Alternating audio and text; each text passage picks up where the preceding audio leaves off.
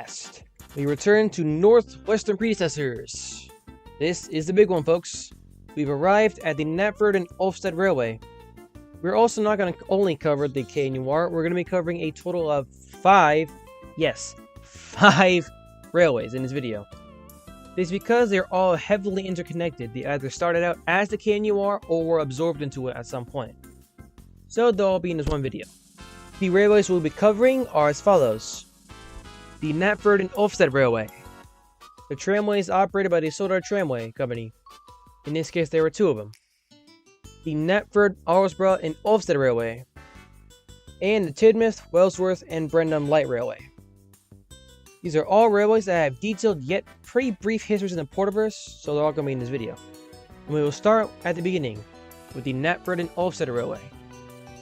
Before I continue, I just want to make it known that none of the information in this video, or in this series at large, is meant to cover any official lore or any information from the official universes of Thomas Tank Engine.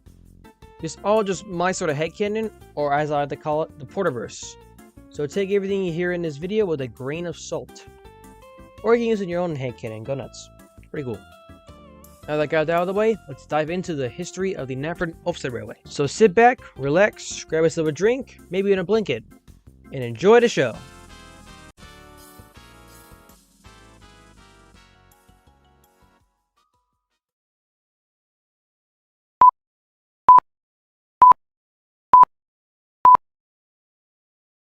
Our story begins in 1895, when the Quai Noir officially opened to the public. The railway runs from the harbour at Knapford all the way up to the mountainy village of Ulfstead. At this time, the railway served just a coal mine, a stone quarry, and a gold mine, which was jointly operated by the Mid-Sodor Railway. And Bertram was the MSR shunter for this gold mine, and he remained there for a good amount of years. At this time, the railway operated a handful of vertical boiler coffee pot engines, one of which was named Glyn. Glyn, like the rest of the engines on this railway at the time, wore the railway's red livery with gold and black trim. These engines in livery will later be dubbed as the first generation of engines in livery colors. We'll cut away from the Knapford and Ulfstead for a little bit and focus on the Sodor Tramway Company. In 1903, the Tramway Company opens its first tramway north of the Quai Noir. This tramway will run from Callan to Arlesdale End. And this tramway will operate a handful of then new C-53 tram engines, one of which was indeed Toby. In 1905, the company will open a second tramway, which will operate within the powerhouse city of Great Waterton. This tramway was never connected to any railways on Sodor at this time, and it was mostly self-contained. Great Waterton was a city that was located northeast of Ulfstead, and resided alongside a river that will help the city grow. And the Sodor Tramway Company will also operate light river work alongside the tramway. At this time, Great Waterton was the largest city on Sodor, and was almost deemed the capital of the island as well. And this tramway will also operate a handful of C-53 tram engines. Except in this case, they will actually have the full skirt covering on the sides, as they run through cities with pedestrians. Sadly, these tramways would basically go non-existent within the next few years, but I'm getting a bit ahead of myself. So I'll come back to the Knapford Ulfstead Railway. In 1910, the Quai Noir rolls out its first ever class of house-built engines, the R46 class. These 060 tank engines would take over the workload for the coffee pots. One of these engines was indeed Thomas, who was actually the first one built. And this second generation of engines will wear either a Viridian livery with white lining for passenger work, or if you were a goods engine, you will receive a black livery with Viridian lining. 2 of the R46s were assigned to passenger duties, while the other 2 were assigned to goods work, Thomas being a passenger engine in this case. And the coffee pot engines, meanwhile, will be sidelined to almost exclusively shunting work. In 1912, the Sodor Tramway Company sells its larger tramway to the Quai Noir, and the Quai Noir takes on a new name after it buys it, the Knapford, Arlesdale, and Ulfstead Railway. The main R46 livery also sees some updates, most notably the brass domes. And the Quai Noir will build a new main line that will connect Knapford to Callan by rail. This is when Lower Tidmouth, and Hultra stations will be built. And the railway will also purchase its first ever express engine, which was one of the first of its kind on Sodor, what is presently day a D16 named Molly. Molly will become the first ever express engine to run on this railway, and was painted into a bright yellow livery with red lining. And Molly will remain the railway's express engine for many years. In 1914, World War I begins, and a decent amount of events unfold during the war. In 1915, the Sodor Tramway Company will go fully bankrupt and close down after the majority of Great Washington's residents will go off to fight in the war. With the tramway serving virtually nobody, the tramway will be forced to shut down along with the company.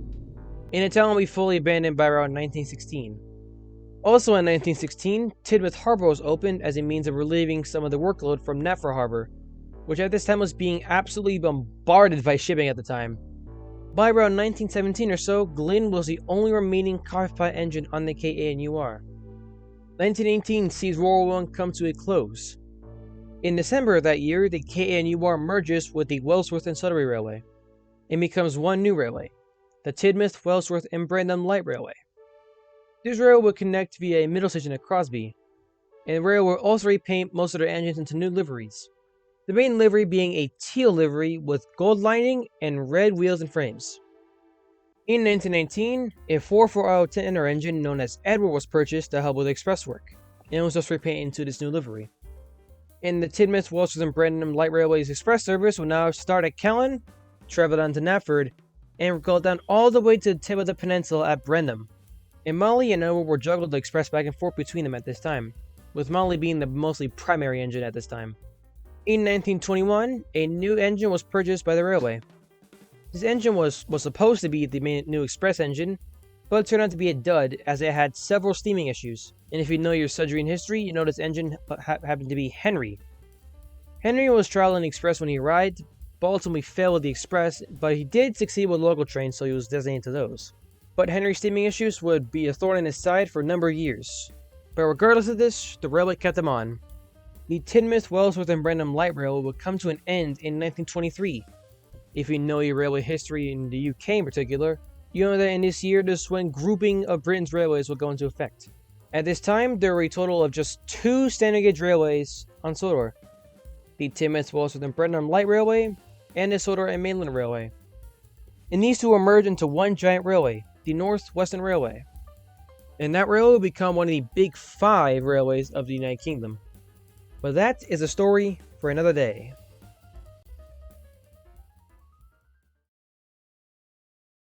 Oh boy, that was a big one. We have now covered the history of 5 different railways in one video. What a joyride. This means we have now covered every standard gauge railway that preceded the NWR.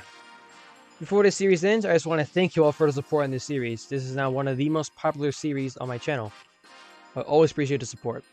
I also want to give a brief update on the channel's future for the next few months. From around the 22nd of April to around the 7th of May, I will be in absolute testing hell. I'm about to graduate high school in this case, so the uploads for those months, or in this case just being 3 uploads, will be compilation videos of my 3 series. These being Porterverse Low Ramblings, Porterverse Workbench, and Northwestern Predecessors. I know it's not ideal, and I would love to try to put full videos out during that time, but I know I won't have any time as I try to graduate high school, you know? So those uploads during those weeks will be compilations, but we'll hopefully be back to regular uploads right after that. But until those compilation videos go up, the next few uploads from here will range from Porterverse Workbench to Porterverse Low Ramblings, maybe even some essay videos, who knows. And with this episode, Northwestern Predecessors has now come to a close. But there's no need to worry, as I already have a sequel series in the works. This being Railways of the Porterverse. And this series will cover the other railways that came after and during the Northwestern Railway's tenure. So stuff like the Big City Railroad, the narrow gauge railways, the Northwestern Railway itself, even the Ulfstedt Castle Railway. There's a lot we gotta cover in that. Super excited for that series. There's no concrete release for this first episode at the moment, but I do want to get it out as soon as possible. So look out for that. Thank you all very much for watching this episode of Northwestern Predecessors, and I'll see you all in the next one. Hello everyone. Welcome to a brand new series here on the channel. Welcome to Porterverse OCs. In this series, I will go over each original character of my own creation that exists within my Thomas headcanon known as the Porterverse. This series won't be super long, as there aren't a whole lot of OCs roaming around the Porterverse, but I can guarantee that each major player original character will be covered. And what better way to kick off this new series than with the very first OC in the Porterverse, Sigrid. We will go over Sigrid's full backstory and what her personality traits are like. Let's start at the beginning in 1945. Without further ado, let's get into it.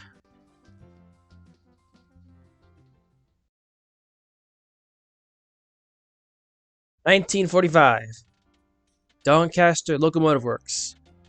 Work on the first of Edward Thompson's L1 tank engine class is wrapping up.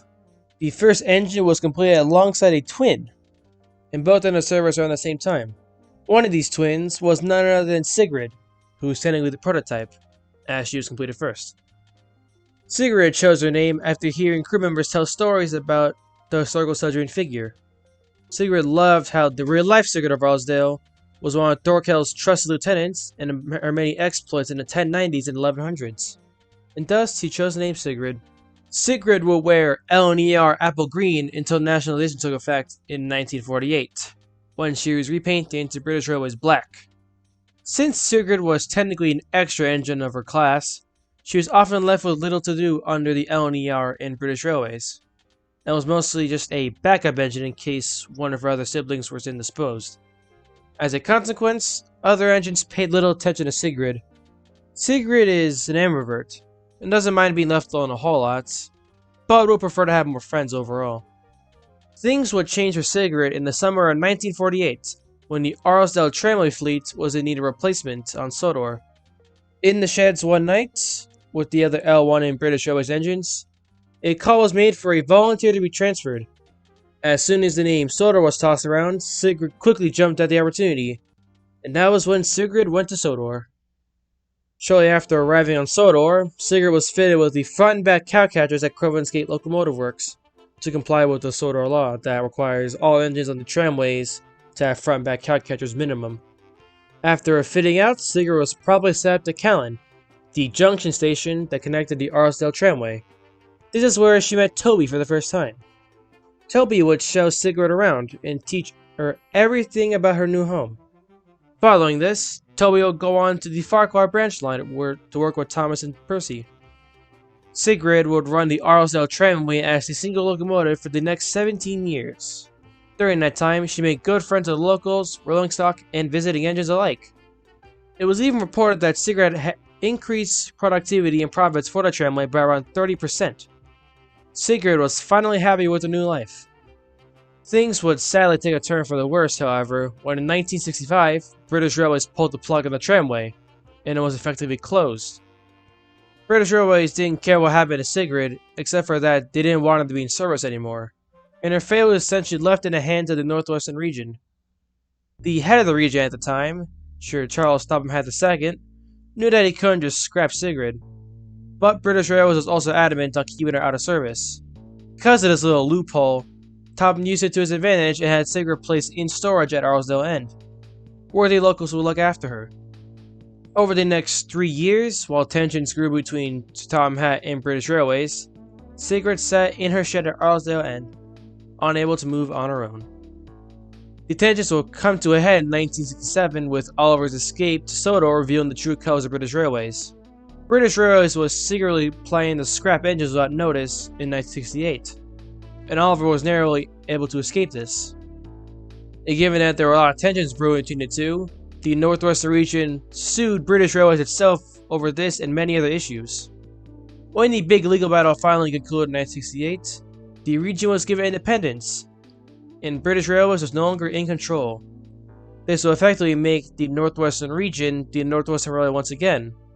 The NWR was officially reborn. Just hours after the ruling came out, Sigrid's original crew ran over the Arlesdale End and flung her shed doors open as they danced around her in joy before getting it ready for the next chapter of her life. Sigrid was officially preserved. Sigrid was brought to Crovan's Gate Locomotive Works, where she was repaired and also repainted. Tom had allowed Sigrid to pick her livery herself.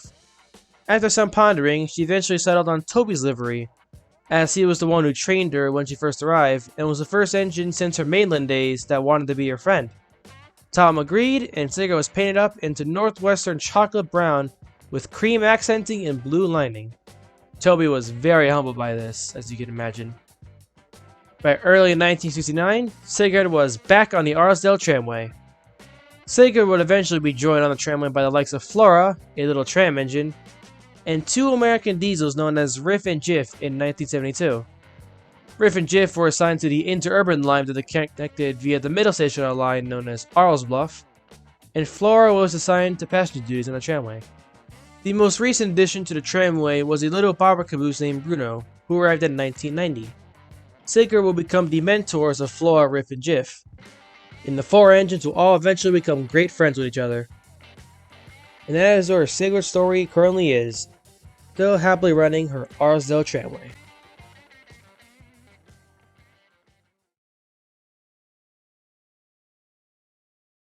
When it comes to character, Sigrid is described as a slightly energetic and bubbly type, similar to, say, Mina Ashido.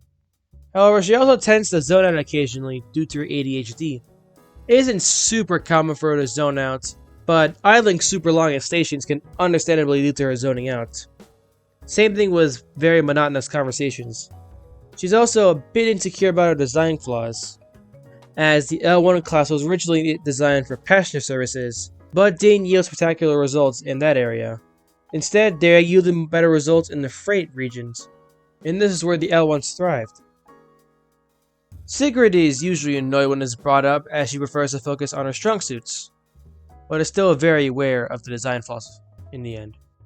Despite this, Sigrid is described as a hard worker that always strives to do her best, and loves hanging out with her friends on the tramway. Sigrid is also an avid fan of movie night, and usually races back to the sheds at the end of the day whenever a movie night is planned. Some of our favorite movies include The Tipfield Thunderbolt, Return of the Jedi, and Jujutsu Kaisen 0, among many other films. Sigrid is often described as the engine with the best movie knowledge amongst Sodorian engines, and often assists in choosing the movies for movie night events. Overall, Sigrid is perceived as a very kind and bubbly engine, one that looks past her faults and continues forward no matter what. And that is Sigrid of Arlesdale, the first OC of the Porterverse. And just like that, we have reached the end of the episode. That was the history of Sigrid.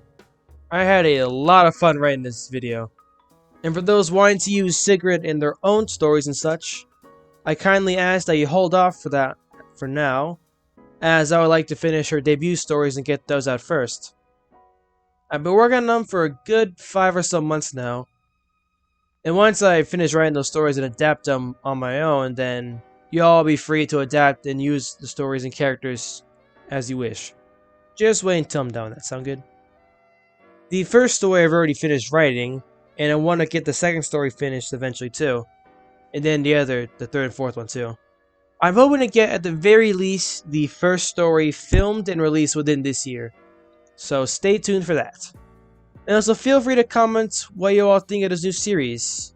I would love to see any feedback you guys have. And if you have any interest in having this series continue, then do tell in the comments. All comments regarding this are welcome. Thank you all very much for watching this episode of Porterverse OCs, and I shall see you all same time next week. Welcome back everybody to the Porterverse Workbench. For this episode, we'll be covering a model outside of the Porterverse itself. This is also a model that I've been wanting to make for a number of years now. A model so crazy, so shocking, and so serious that I leave you in a tizzy of emotions. Here is my model of Squidward. Okay, I know what you're thinking. FirePorter, why the fuck would you make Squidward into a train? Well, it's pretty simple. A few years ago, around 2016 or so I believe, the Thomas Minis line, you know, that blind bag thing that was actually pretty decent, they released 2 multi-packs that were all around the SpongeBob characters. Each Thomas character in the pack represented a SpongeBob character. So Thomas was SpongeBob, Percy was Patrick, Porter was Barnacle Boy, Toby was SpongeBob again, and Gordon was Squidward. And what I'm showing you right now is official merchandise licensed by Mattel. I wish I was joking. And a couple years ago, around 2021 or 2022-ish, I was just chilling in my room, I don't remember what exactly I was doing, when the thought hit me. What if I became the first person in the world to make a realistic model of the Squidward Gordon mini? No one's ever done that before, right? That was the moment where I became very adamant on making this model one day. Eventually, a couple weeks ago, I came across a Bachman Gordon listing for a fairly reasonable price compared to all the other price gouging users on eBay. And so I quickly bought it, and when it arrived, I got to work.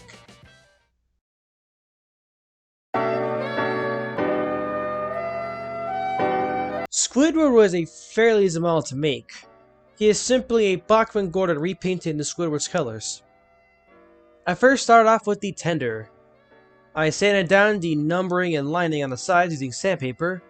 I first used a rough grit, 150 to be exact, and then I followed that with some wet sanding with 3000 grit. This makes for a very smooth finish. Following that, I applied my usual brush-on gray acrylic as the primer. If you're familiar with my videos, I've done this for nearly every model I've made. After that, I had to wait before continuing. As you see, Squidward's skin tone is this weird pale turquoisey color, which Barrel does not make, or even anything remotely close to that for that matter. And so I had to order a custom mixture. My friend James, aka Sodor Stupidity on Twitter, go follow him immediately, recommended me Tamiya XF23 for the skin tone. And so I quickly searched on Amazon, found some, and got it shipped to me.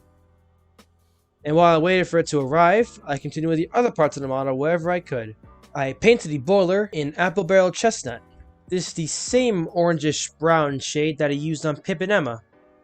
I also plan to use this on any Clarabelle and Henrietta when the time comes to make them. After that, I did what was totally my favorite part of modeling. Painting the wheels. I absolutely hate this step. This step is very tedious and very hard to pull off right. I just took the easy route, and I just shoved the brush behind the valve gear to paint the wheels. This was a very, very tedious process. After that whole nightmare that was wheel painting, I waited around for the next few days, and then the special paint finally arrived. I brushed on the Tamiya XF23 onto the smoke box, valve gear, tender, cab, face, etc. After about 2-ish coats or so, I did the finer details on the model. This involved going over the boiler bands in gold, going over the handrails in silver, painting the cab roof in cab interior black, and the model's running board gray. I also painted the eyes a pale yellow. This right here is the most cursed image I've ever taken in my life. I kept the cab and tender void of any lining and numbering. I know that the Mini's counterpart does have the lighting in the number 4s, but I figured the model here would look a little bit better without it. It is meant to be Squidward more so than Gordon anyways. So yeah. After that, I added the clarinet.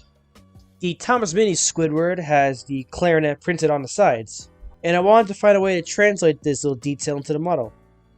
I took one of the megaphone prints that I used for my Porterverse models, painted it black, and then added 3 silver dots to indicate for clarinets. Simple yet effective. After all of that, Squidward was finally done. This is easily the most cursed model in my collection. It is quite the masterpiece of monstrosity, if that makes any sense. If you're wondering, yes, I do plan to make many more non-Porterverse models in the future. Maybe even Gary, but who knows. I also have other modeling projects planned as well, but a lot of those won't manifest until I have my own house, which is probably years out right now. One of them is actually to recreate Action Canyon for HL00 scale. We'll just have to wait and see. Thank you all very much for watching this episode of the Porterverse Workbench, and I shall see you all same time next week. Welcome back to Porterverse Workbench, everyone. This episode will be quite different from previous installments in this series. We'll be covering a model that I've already covered in the past, but the model in question has since been completely redone, that being my model of Porter. Porter's backstory in my AU has already been covered a lot recently in some videos, so we'll skip over it for this video. If you are interested in my Porter AU backstory, feel free to check out a spotlight video on Doc Tank Summer. and also his original model video too. Anyway, so Porter was one of the first models I've ever made. I believe he was in the first batch of 10. I think he was number 12 total. As stated previously, I was practically a baby when it came to my modeling skills in 2022, as that was when I first began modeling in the first place. And at the time, I thought my model Porter was perfect, and he stayed in this condition for a good while. Eventually, in early 2024, I fitted him with some buffers, which did improve the model a bit more. Then as time went on, I kept looking back at my Porter model on occasion, and started comparing it to my newer models. And eventually, the comparisons got to me and I realized it was time for a redo. Officially in the TV series, Porter is based on the Brooklyn Eastern District Terminal engine number 15. This is the same engine that will become the Strasbourg Thomas. But there isn't any model of this engine in HO in either of its conditions. In fact, the only line to ever made any model of this engine was Lionel, but it was for O gauge. Knowing this back when I originally made this Porter model, I searched for the next best thing. What I originally settled on was the AHM 060 Sodor tank engine. It fit the bill very close to a Porter. It wasn't 100% exact, but it was the closest I could find at the time. And that was what I went with. I made the model, and I was happy with it at first. As I said before, the more I looked at it over time, the more it began to bug me. You see, the AHM tooling for this model is very old, and the age does show. The motor in this model is gigantic, and can be seen bulging from the chassis, which is probably why it's a lot bigger than standard HO scale, which weirdly enough does work in my favor, but we'll get to that in a bit. There was also a lot of open space in the chassis for whatever reason. It just looked like Porter was floating over his own chassis. It's kind of weird looking. And the low-hanging, very skinny front only made the model look even worse. And also, my color mixing was very off from how Porter looks in the series. Originally, my video said I was going for more of a Trackmaster look, but even then I was still way off. And also, the livery itself lacked most of Porter's iconic traits. And so I decided to make a new model for Porter, and I ordered a different model this time. This being the Bachmann Spectrum saddle tank. It was very compact, a lot more squat than the original model, and it didn't have any open space in the chassis either. Again, it wasn't 100% exact, but I figured it was a worthy option to choose, and so I ordered it. But when I received it, I could tell something was very off with it. The scaling of the model is very apparent. Porter's CGI model was more than likely modeled after HO scale engines, and is effectively scaled horrendously with the British stock. The Bachmann Spectrum model was very small, and it did not look good with any of my British stock. So I went back to the drawing board. For a while I just put the project off for a bit as I worked on other models over time. Eventually I realized that there wouldn't be any other options that would fit the scaling and the preferences I would like for this model. And so I said fuck it and went full on kit bash with this model. Porter's original model was to be completely redone.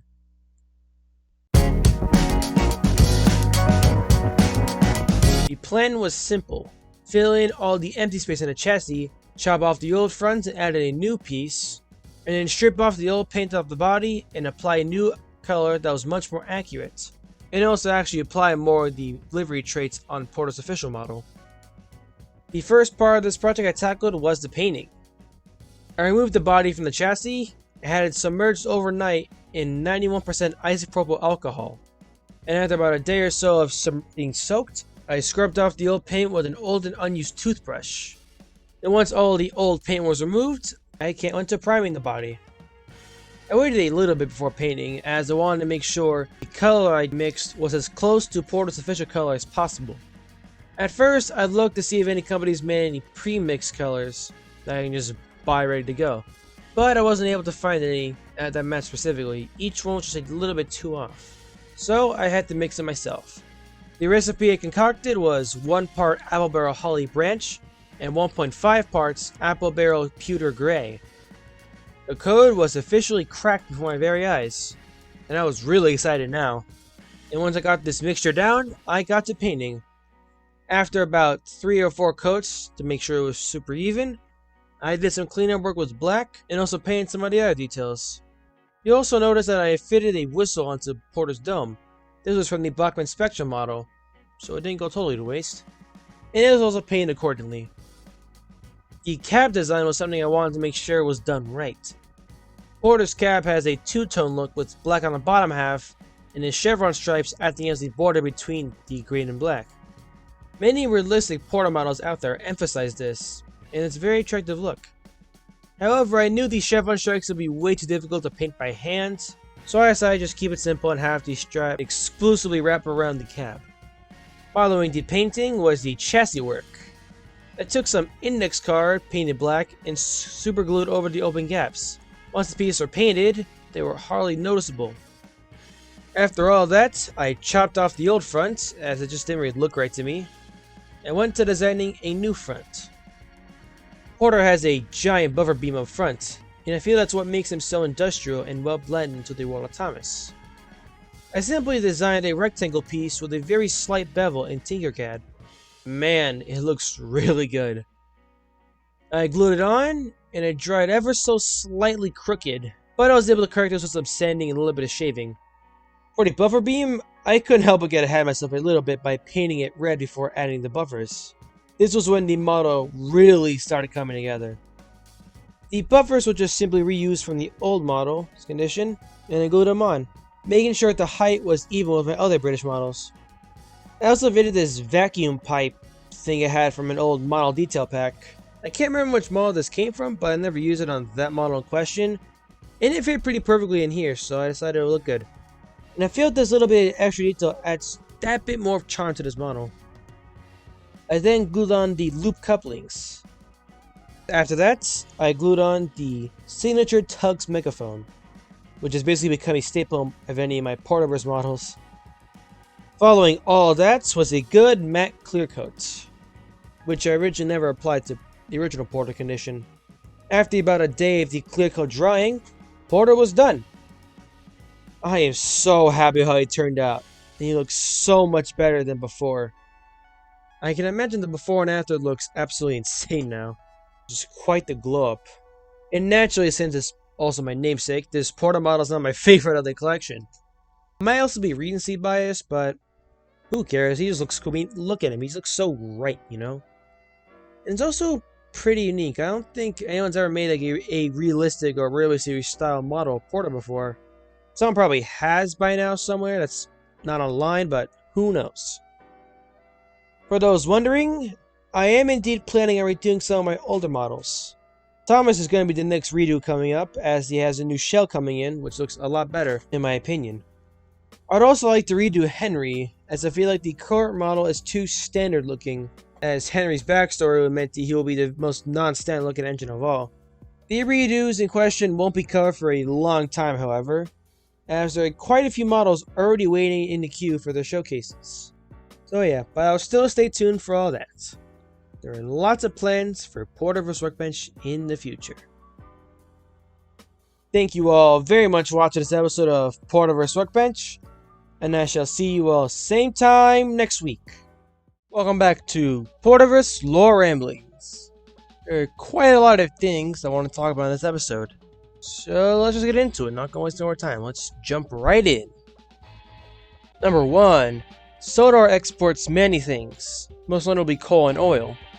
One of their other major exports is coke. Coke is very similar to coal, but it burns a little bit differently. You can look at the specifics, I don't remember it off the top of my head. All I know is that it is a little bit cleaner. At the giant Lower Knapford coaling plant, there is a section dedicated to turning any bad coal into coke, and the coke is shipped out on Tesla trains. And the engines on the Arlesdale tramway actually use coke instead of regular coal, as it burns cleaner and is better for just the environment in high population density areas. And the coke is often shipped down to little trains that often include hoppers like Hector. Speaking of which, number 2. Hector is a custom-designed hopper truck built specifically for the NWR. He was one of the first of his class built in the 1980s. By 2000, nearly 300 of his class were in service on the island, replacing most of the plank engines on certain services. Hector's truck class were dominant on coal, coke, ballast, stone, china clay, and other services. and the majority of his class, including Hector himself, are still in service to this very day. Number 3. Splatter is not named Splatter in this universe. He's actually named Scatter, therefore making the twins Scatter and Dodge. I feel the names are more closely related in this case, and it just sounds better in my opinion. Therefore, Splodge is actually Scodge. Number 4. I would like to retcon the basis of Riff and Jiff. I previously stated that they were custom-built American diesel tramps. However, due to trying to find models of them being difficult, I decided to change their basis so I can get along with filming of interurban engines sooner than later. Riff and Jiff are now LNER Y1 Sentinels. Same livery and tram fittings, they're just Y1 Steam Sentinels now. Or Y3, these guys, you know, them specifically. And the Y1s fit better both figuratively and literally, so yeah. Riff and Jiff are now Y1 Steam Sentinels. Number 5. A rake of observation coaches were built in 1983. They all went to various parts of the island. 2 of them went to Thomas's branch line, 1 went to the Little Western and was painted in Great Western colors, 6 were reserved for the main line, and 1 went to the coastal branch line. Most of them are all still around today as well, in active service as well. Number 6. George was always a hater when it came to railways. After being an absolute nuisance to the many railways of Sodor, he was sent off to the northeast point of Sodor, where no railway lines existed. He worked in a little town with a population of 65, which had no rail access whatsoever. It is only connected by a single dirt road. George became a bit of a celebrity there, as he was the only sentient vehicle in the entire town, and it went to his head very quickly, as you'd imagine. George would stay there for almost 30 years, turning most of the dirt roads into actual paved ones. And he was eventually preserved by a collector deep in the heart of Sodor. And it is reported that George is still a hater of railways. And it is very likely that no engine will ever see him again, which will be found by every engine on the island. Number 7. There is a 1500 tank engine on the Little Western. She wears Great Western colors like Duck and Oliver. However, this new OC is still in the very early stages of development. I plan on making a model of her, but her backstory is still in its infancy. So yeah, new OC coming soon. Thank you all very much for watching this episode of Porterverse Lore Ramblings, and I shall see you all same time next week. And now, folks, it's time to say goodnight. We sincerely appreciate your patronage and hope we've succeeded in bringing you an enjoyable evening of entertainment. Please drive home carefully and come back again soon. Good night.